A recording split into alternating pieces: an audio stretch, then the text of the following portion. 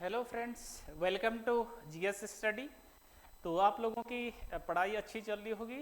तो हमारा जो एमसीक्यू सीरीज जो चल रहा था तो उसी में हम आगे कंटिन्यू कर रहे हैं आज की वीडियो में। तो देखते हैं इसमें क्वेश्चन। तो पहला क्वेश्चन है यहाँ पे, एनी बेसेंट द्वारा स्थापित होम रूल लीग में कौन सा मुस्लिम नेता शामिल हुआ था। तो हमें बताना है कि एनी बेसेंट के द्वारा जो होम रूल लीग की स्थापना की जाती है, तो इनके द्वारा होम रूल लीग की स्थापना की जाती है सितंबर 1916 में, 1916 में। और एक होम रूल लीग बाल गंगाधर तिलक के द्वारा अप्रैल 1916 में स्थापित किया जाता है। उनका कुछ सीमित क्षेत्रों तक होता है, पूना, महाराष्ट्र वगैरह इन क्षेत्रों तक। लेकिन एनी बेसेंट का जो होम रूल लीग होता है ये Akhil Bharatiya home rule league होता है, यानी कि खुद का शासन स्थापित करने के लिए यहाँ पर मांग करते हैं।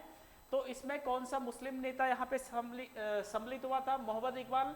तो ये यहाँ पर नहीं होना था। मोहम्मद अली जिन्ना। तो बी इसका राइट आंसर यहाँ पे होना था। मोहम्मद अली जिन्ना जो होते हैं, जो पाकिस्तान के संस्थापक भी यहाँ पे होते हैं, तो उनके द्वारा Akhil Bharatiya home rule league में यहाँ पर ये शामिल होते हैं मोहम्मद अली जिन्ना। तो बी इसका राइट आंसर होना था। बाकी मोहम्मद इकबाल की बात करें तो ये कवि होते हैं, सारे जहां से अच्छा जो लिखा है तो वो मोहम्मद इकबाल के द्वारा ही यहाँ पे लिखा जाता है।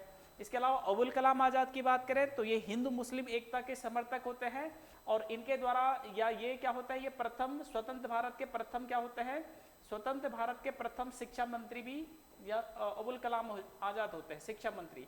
इसके अलावा ये कांग्रेस की अध्यक्षता करने वाले सबसे युवा अध्यक्ष या सबसे कम उम्र के अध्यक्ष भी होते हैं। 1923 में ये विशेष अधिवेशन जो दिल्ली में होता है उसकी अध्यक्षता करते हैं। तो इसका जो राइट आंसर होना था, बी इसका राइट आंसर होना था। अगला देखते हैं, इसमें सेकंड वाला जो क्वेश्चन है, भारतीय स्वतंत्रता संग्राम के दौरान स्वदेशी आंदोलन के संदर्भ में। तो स्वदेशी आंदोलन की अगर हम बात करें तो इनके संदर्भ में निम्नलिखित में से कौन सा कथन यहाँ पे सही नहीं है, हमें यह बताना है कि कौन सा यहाँ पे गलत है। तो स्वदेशी आंदोलन 7 अगस्त 1905 को ये शुरू होता है। बंगाल जब विभाजन लॉर्ड कर्जन के द्वारा बंगाल को दो भागों में बांट दिया जाता है, पूर्वी बंगाल और पश्चिमी बंगाल। उसके पश्चात 19 जुलाई को घोषणा हो जाती है बंगाल विभाजन की। लेकिन अगस्त में स्वदेशी आंदोलन यहाँ पे कलकत्ता के टाउन हॉल से ये शुरू हो जाता है, और उसके बाद जो बंगाल विभाजन जो लागू होता है वो 16 अक्टूबर 1905 को लागू होता है। तो इसी समय स्वदेशी आंदोलन जो चलाया जाता है, तो यहाँ पे इसके संबंध में हमें बताना है कि कौन सा सही नहीं होगा। पहला है, बंगाल में स्वदेशी आंदोलन का थीम अमार सोनार बंगला था, तो ये बिल्कुल सही होगा। रविन्द्रनाथ टैगोर के द्वारा ये यहाँ पे रचित किया जाता है, इनके द्वारा लिखा जाता है, और ये बाद में क्या बन जाता है, ये बांग्लादेश का राष्ट्रीय गीत भी ये बन जाता है, अमार सोनार बंगला। तो पहला वाला यहाँ पे सही होना था। दूसरा वाला है कि सैयद हैदर रजा ने दिल्ली में स्वदेशी आंदोलन का नेतृत्व किया, तो बिल्कुल ये सही होना था, दिल्ली में सैयद हैदर रजा। इसके अलावा बंगाल में अगर हम बात करें तो बंगाल में ये सुरेंद्रनाथ बनर्जी यहाँ पे होते हैं, सुरेंद्रनाथ बनर्जी। इसके अलावा जैसे पंजाब में आता है तो पंजाब में लाला लाजपत राय यहाँ पे नेतृत्व करते हैं, लाला लाजपत राय। इसके अलावा मद्रास में बात करें तो मद्रास में चिदम्बरम पिल्ले। तो ये अलग अलग जगहों पे ये नेतृत्व करते हैं। तो दूसरा वाला यहाँ पे सही होना था कि दिल्ली में सैयद हैदर रजा ने नेतृत्व किया था। अगला है, गणपति और शिवाजी उस महोत्सव आंदोलन का माध्यम बन गए थी। तो यहाँ पर अगर हम गणपति उत्सव की बात करें तो ये 1893 में गणपति उत्सव शुरू होता है, बाल गंगाधर तिलक के द्वारा ये शुरू किया जाता है। शिवाजी उत्सव की बात करें तो 1895 में 1895 में शिवाजी उत्सव बाल गंगाधर तिलक के द्वारा यहाँ पे किया जाता है। तो गणपति उत्सव यानी कि ब्रिटिशों के खिलाफ लोगों को एकजुट करना, ये भी इसका उद्देश्य होता है। शिवाजी महोत्सव तो स्वदेशी आंदोलन को बढ़ाना या स्वदेशी आंदोलन का माध्यम बनना, तो ये यहाँ पर इसका होता है। तो ये वाला भी यहाँ पे सही होना था। डी वाला है यहाँ पे कि 1907 में सूरत विभाजन ने स्वदेशी आंदोलन की नींव डाली। तो नींव अगर हम देखते हैं 1907 का जो सूरत अधिवेशन होता है, इसमें तो कांग्रेस दो भागों में इसमें टूट जाती है, नरम दल और गरम दल में। कांग्रेस का प्रथम बार इसमें विभाजन होता है सूरत अधिवेशन में, और इस अधिवेशन में ये कह रहा है कि स्वदेशी आंदोलन की नींव डाली। तो नींव हमने देखी थी कि 1905 में ही स्वदेशी आंदोलन की नींव यहाँ पे पड़ जाती है, न कि इसमें। तो डी इसका राइट आंसर होना था कि ये यहाँ पर सही नहीं है। भले ही 1907 का जो अधिवेशन होता है इसमें जो गरम दल वाले होते हैं ये स्वदेशी आंदोलन को अखिल भारतीय स्तर पर फैलाने की या बढ़ाने की बात भले इसमें करते हैं, तो लेकिन ये यहाँ पर गलत होना था कि नींव पड़ी, तो डी इसका राइट आंसर यहाँ पे था। तीसरा वाला है यहाँ पे हड़प्पा कालीन लोथल स्थल से संबंधित। तो हड़प्पा कालीन ये प्रथम नगरीय जो सभ्यता के रूप में हम देखते हैं हड़प्पा सभ्यता, इसकी खोज सबसे पहले 1921 में हड़प्पा की खोज हो जाती है, दयाराम साहनी के द्वारा खोज की जाती है हड़प्पा की, इसलिए इसे हड़प्पा सभ्यता यहाँ पे कहा जाता है, हड़प्पा सभ्यता। तो यहाँ पर पूछा गया है कि कौन सा सही नहीं है। पहला यह सिंधु घाटी लोथल, तो यहाँ पे हमें लोथल के बारे में बताना है। पहला यह सिंधु घाटी सभ्यता का एक पतन था, तो बिल्कुल एक पतन था, एक बंदरगाह जिसे हम कहते हैं बंदरगाह, तो ये बंदरगाह होता है। और ये कहाँ पर पड़ेगा, तो ये लोथल पड़ेगा कहाँ पे, गुजरात में भी ये पड़ता है। तो ये एक बंदरगाह था, पहला वाला यहाँ पे सही होना था। दूसरा वाला है इसका उत्खनन SR राव के निर्देशन में हुआ था, तो ये यहाँ पर सही होना था कि 1954 में इसका उत्खनन यहाँ पे होता है, इसकी खोज SR राव के द्वारा 1954 में। और बाकी इसकी बात करें तो ये भोगवा नदी के तट पर पड़ेगा लोथल। तीसरा वाला है कि वर्तमान में यह पाकिस्तान में स्थित है, तो ये यहाँ पर क्या होना था, ये गलत होना था, ये पाकिस्तान में नहीं बल्कि भारत के गुजरात राज्य में है। तो पहला और दूसरा कथन यहाँ पे सही होना था, तो ए इसका राइट आंसर यहाँ पे होना था। अगला देखते हैं, इसमें 4 वाला क्वेश्चन है, निम्नलिखित में से कौन सा सुमेलित नहीं है। एक तरफ यहाँ पे संस्थाएं दे रखी हैं, दूसरी तरफ यहाँ पर इनका गठन दिया गया, स्थापना। तो अंतरराज्य परिषद या इंटर स्टेट काउंसिल का गठन 1990 में बिल्कुल सही हो जाएगा। आर्टिकल 263 में अंतरराज्य परिषद के प्रावधान यहाँ पे किया गया है, राष्ट्रपति इसका गठन यहाँ पे कर सकते हैं। तो सरकारिया आयोग की सिफारिश पे, सरकारिया आयोग की सिफारिश के आधार पे 1990 में इसका गठन होता है, पहला वाला सही होगा। दूसरा है राष्ट्रीय विकास परिषद जिसे NDC कहते हैं, तो इसका गठन 1954 में नहीं बल्कि 6 अगस्त 1952 को इसका गठन यहाँ पे होता है, तो दूसरा वाला यहाँ पे गलत होना था। और ये एक कैसा निकाय है, तो ये गैर सांविधिक एक निकाय हो जाएगा। तीसरा वाला है यहाँ पे तो केंद्रीय सतर्कता आयोग 1964 में, तो बिल्कुल ये सही हो जाएगा। CVC जिसे कहते हैं सेंट्रल विजिलेंस कमीशन जिसे कहते हैं 1964 में, और इसके लिए भी एक कमेटी होती है संथानम समिति, तो इस संथानम समिति की सिफारिश के आधार पे इसका गठन यहाँ पे होता है, तो तीसरा वाला भी सही है। अगला है राष्ट्रीय मानवाधिकार आयोग 1993, तो ये यहाँ पे ये भी सही होना था, ये 1993 में बना। तो हमें बताना था कि कौन सा सही सुमेलित नहीं होगा, तो इसका जो राइट आंसर होना था बी, यहाँ पर इसका राइट आंसर यहाँ पे होना था।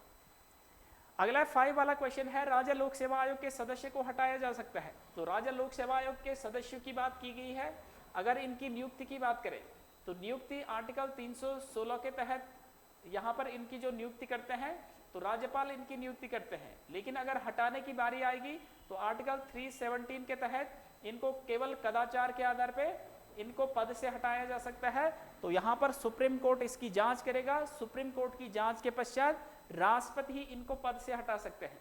तो सी इसका राइट आंसर होना था कि सुप्रीम कोर्ट की जांच के पश्चात राष्ट्रपति के द्वारा, भले नियुक्ति राज्यपाल करते हैं लेकिन हटाने की अगर बात आएगी तो राष्ट्रपति इनको पद से हटा सकते हैं, न कि राज्यपाल। तो सी इसका राइट आंसर होना था। 6 वाला क्वेश्चन है, यहाँ पे UNDP द्वारा प्रकाशित मानव विकास सूचकांक के आयाम क्या हैं। तो यहाँ पर UNDP United Nation Development Programme या संयुक्त राष्ट्र विकास कार्यक्रम जिसे कहते हैं, तो मानव विकास सूचकांक ह्यूमन डेवलपमेंट इंडेक्स, तो इसमें 3 आयाम है, प्रति व्यक्ति आय, पर कैपिटा इनकम हो गया, जन्म के समय संभावित आय हो गया, शिक्षा उपलब्धता। तो तीनों के तीनों यहाँ पे थे, तो इसका राइट आंसर यहाँ पे डी होना था कि उपयुक्त सभी। बाकी अगर इसकी बात करें ह्यूमन डेवलपमेंट इंडेक्स देने की बात, तो ये पाकिस्तानी अर्थशास्त्री होते हैं महबूब उल हक, और एक होते हैं भारतीय अर्थशास्त्री अमर्त्य सेन। तो इनके द्वारा ही ये SDI कॉन्सेप्ट यहाँ पे दिया जाता है। तो इनके आधार पे सर्वप्रथम HDI जो इंडेक्स जारी किया जाता है तो 1990 में पहली बार यहाँ पे जारी किया जाता है। अभी 2025 में भारत की रैंक पूछी जाएगी, तो भारत की रैंक यहाँ पे हो जाएगी 130। तो इसका राइट आंसर यहाँ पे डी होना था। 7 वाला क्वेश्चन है यहाँ पे, हार्ड कॉपी आउटपुट डिवाइस के रूप में कौन यहाँ पर उपयोग किसका किया जाता है। तो हार्ड कॉपी आउटपुट, तो यहाँ पर आउटपुट अगर हम बात करें तो मॉनिटर आउटपुट है, प्रिंटर की बात करें तो प्रिंटर आउटपुट है, लेकिन हमें यहाँ पे पूछा गया है हार्ड कॉपी आउटपुट। तो यहाँ पर हार्ड कॉपी जो आउटपुट होगा तो प्रिंटर यहाँ पे हार्ड कॉपी आउटपुट देता है। जैसे मॉनिटर की बात करें तो मॉनिटर क्या है, एक सॉफ्ट कॉपी आउटपुट ये यहाँ पर हो जाएगा। तो इसका राइट आंसर जो होना था बी, यहाँ पे इसका राइट आंसर होना था। ठीक है, अगला है 8 वाला जो क्वेश्चन है, फिट इंडिया अभियान का मुख्य उद्देश्य क्या है? तो फिट इंडिया अभियान अगर हम देखें तो स्वस्थ रहना, फिट रहना इससे संबंधित, तो 29 अगस्त 2019 को इसका ये अभियान शुरू होता है। तो इसका जो यहाँ पे राइट आंसर होना था, तो बी इसका राइट आंसर यहाँ पे होना था। सभी के लिए फिटनेस और स्वस्थ जीवन शैली बढ़ावा देना, तो बी इसका राइट आंसर यहाँ पे था। 9 वाला क्वेश्चन है यहाँ पे, निम्नलिखित में से किस यात्री को तीर्थयात्रियों का राजकुमार कहा जाता है? तो तीर्थयात्रियों के राजकुमार ये विदेशी सारे ये होते हैं, ये भारत में आते हैं। तो फायान की बात करें तो ये चंद्रगुप्त विक्रमादित्य के समय में ये भारत आते हैं, चंद्रगुप्त विक्रमादित्य के समय में ये भारत आएंगे। इसके अलावा अगर हम बात करें वैनसांग की बात करें तो वैनसांग हर्षवर्धन के समय में भारत आते हैं, और इनकी एक रचना होती है सीयू की रचना, ये भारत से संबंधित ये लिखते हैं। सिंह ये भी एक चीनी बौद्ध होते हैं, चीनी बौद्ध ये भी भारत आते हैं। इसके बाद अलबरूनी की बात करें तो ये गजनवी के साथ भारत आता है, और एक पुस्तक भी लिखते हैं तहकीक-ए-हिंद, तहकीक-ए-हिंद या किताबुल-ए-हिंद जिसे कहते हैं भारत के बारे में। और किस भाषा में लिखा जाता है? तो अरबी भाषा में ये लिखेगा। तो इसका राइट आंसर यहाँ पे अगर हम देखें तो इसका राइट आंसर यहाँ पे होना था वैनसांग, तो बी राइट आंसर इसका था। 10 वाला क्वेश्चन है, किस प्रसिद्ध व्यक्ति ने नारा दिया था कि वेदों की ओर लौटो? तो वेदों की ओर लौटो की अगर हम बात करें, पुनः वेदों की ओर लौटो की बात करते हैं यहाँ पे दयानंद सरस्वती। तो इनके द्वारा एक समाज यहाँ पे बनाया जाता है, एक संगठन बनाया जाता है आर्य समाज। इसकी स्थापना 1875 में होगी, और ये कहाँ पर होगी? तो ये बम्बई में इसकी स्थापना होती है। विवेकानंद की बात करें तो रामकृष्ण मिशन की स्थापना करते हैं, रामकृष्ण मिशन अपने गुरु रामकृष्ण परमहंस के नाम से, और 1897 में ये होगा वेलूर मठ बंगाल में इसकी स्थापना होगी। रामकृष्ण मिशन, रामकृष्ण तो ये रामकृष्ण परमहंस स्वामी विवेकानंद के गुरु होते हैं। मूल नाम इनका गदोधर चट्टोपाध्याय होता है, विवेकानंद का नाम नरेंद्र नाथ दत्त होता है, और दयानंद सरस्वती का नाम मूल शंकर यहाँ पे होता है।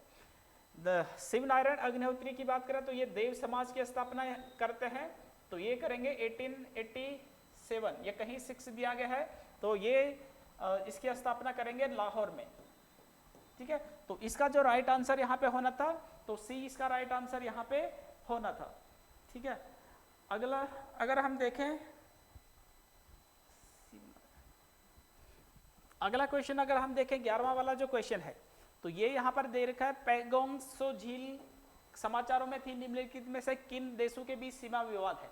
तो पैगोंग सो झील ये लद्दाख वाले क्षेत्र में पड़ेगी, तो ये भारत और चाइना के मध्य विवाद वाला, तो 2020 में विवाद देखने को मिला था, तो बी इसका राइट आंसर यहाँ पे होना था।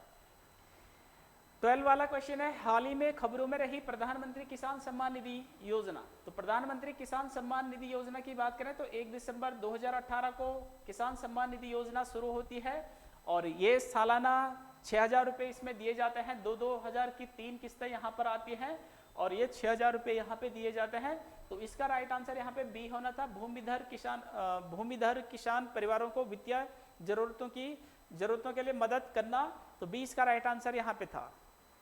13वां वाला क्वेश्चन है, निम्नलिखित में से कौन सा युग्म सही सुमेलित नहीं है? तो एक तरफ यहाँ पे वाइसराय दे रखे हैं, गवर्नर जनरल, और दूसरी तरफ इनका कार्यकाल है। सबसे पहले लॉर्ड एलन ब्रो की बात करें तो 1842 से 44 ये सही होना था। मेटकॉप की बात करें तो यहाँ पर इसका सही होना था। यहाँ पर लॉर्ड कैनिंग की बात करें तो लॉर्ड कैनिंग 1863 से 65, तो ये यहाँ पर 1856 से यहाँ पे होना था इनका कार्यकाल। 1865 यहाँ पर इनका कार्यकाल यहाँ पे होना था 1862, 1856 से लेकर और 1862। तो एक तो ये गवर्नर जनरल रहते हैं 1856 से लेकर 58 तक, और उसके बाद 58 से लेकर 62 तक ये भारत के प्रथम वायसराय के रूप में रहेंगे, तो ये यहाँ पर गलत होना था। और मेयो की बात करें तो 1869 से 72, तो इसका हमें बताना था कि कौन सा सही सुमेलित नहीं है, तो सी इसका राइट आंसर यहाँ पे होना था। 14 वाला है कि क्षेत्रीय परिषदों का सृजन हुआ है। तो जो रीजनल काउंसिल हैं, क्षेत्रीय परिषद हैं, जैसे उत्तरी क्षेत्रीय परिषद, मध्य क्षेत्रीय परिषद, दक्षिणी क्षेत्रीय परिषद, ये इस प्रकार की, तो इनका संसदीय अधिनियम के आधार पे, तो संसदीय अधिनियम, संसदीय एक्ट इनके लिए आता है 1956 जो आता है उसी के आधार पे, तो इसका राइट आंसर यहाँ पे होना था बी, संसदीय कानून के आधार पे क्षेत्रीय परिषदों का गठन हुआ है। और बाद में 1971 का एक्ट आता है जिसके तहत पूर्वोत्तर के लिए पूर्वोत्तर क्षेत्रीय परिषद यहाँ पे बनती है। पूर्वोत्तर के लिए पूर्वोत्तर क्षेत्रीय परिषद। तो ये परिषद 1971 का एक्ट आता है, लेकिन इसका जो गठन होगा 1972 में इसका गठन होता है पूर्वोत्तर क्षेत्रीय परिषद। उत्तराखंड की बात करें तो उत्तराखंड मध्य क्षेत्रीय परिषद में पड़ता है। उत्तराखंड हो गया, मध्य प्रदेश हो गया, उत्तर प्रदेश हो गया और छत्तीसगढ़, तो ये मध्य क्षेत्रीय परिषद में होते हैं। बाकी क्षेत्रीय परिषदों का जो अध्यक्ष होता है तो इनका अध्यक्ष देश का क्या होता है, गृह मंत्री इनका अध्यक्ष यहाँ पे होता है। तो ये आपको ध्यान रखना है, अध्यक्ष गृह मंत्री देश का। तो 20 का राइट आंसर यहाँ पे होना था। 15 वाला क्वेश्चन है, निम्नलिखित में से विमान जालान समिति का संबंध है। तो विमान जालान समिति की अगर हम बात करें तो ये होती है किससे, नए बैंकों के लाइसेंस देने से संबंधित यहाँ पर ये होगी। और उसके बाद अगर हम दूसरी की बात करें, प्रत्येक नागरिक को वित्तीय व्यवस्था से जुड़ने हेतु, तो ये होती है नचिकेता मोर समिति। नचिकेता मोर समिति ये होती है। उसके बाद आरबीआई के मौद्रिक ढांचे में विश्लेषण हेतु, तो ये होती है उर्जित पटेल समिति। उर्जित पटेल समिति, तो ये इससे होगी। मौद्रिक नीति में तकनीकी सलाह देने हेतु, तो ये होती है सुब्बाराव समिति। सुब्बाराव समिति, तो इसका जो राइट आंसर होना था तो वो ए वाला इसमें सही आंसर होना था। विमल जालान जो समिति है, तो विमल जालान जो समिति है वो नए बैंकों के लाइसेंस आवेदन की जांच हेतु, तो ए इसका राइट आंसर यहाँ पे होना था। 16 वाला क्वेश्चन है, निम्नलिखित में से सर्वाधिक तरलता वाली मुद्रा कौन सी है। तो ये मुद्रा के मान अलग अलग है यहाँ पे। तो 1917 से आरबीआई के द्वारा ये यहाँ पे रखे गए हैं अलग अलग। तो सर्वाधिक तरलता का अगर क्रम आएगा तो इस प्रकार से इनका क्रम आता है M1, M2, M3 और M4। तो यानी कि सर्वाधिक जो तरलता होती है M1 में होती है, और यहाँ पर सबसे कम जो तरलता होगी तो वो M4 में सबसे कम तरलता यहाँ पे देखने को मिलती है। तो M1 में क्या आएगा, तो इसमें जो लोगों के पास नगद है, नगद है जो, इसके अलावा बैंकों में जो जमा होगा, बैंकों में जमा, और इसके अलावा अगर हम देखें बैंकों में जमा, ठीक है। इसमें अगर हम देखें M1 में, तो इसमें लोगों के पास नगद जो जमा होगा, इसके अलावा जो बैंकों में बचत होगी, बैंकों में बचत प्लस इसमें आ जाएगा आरबीआई में जो जमा होगी, आरबीआई में जमा, तो ये इसमें आ जाता है, ठीक है। या बैंकों में जमा, बैंकों में जो जमा है और आरबीआई में जमा, तो इसमें आ जाएगी।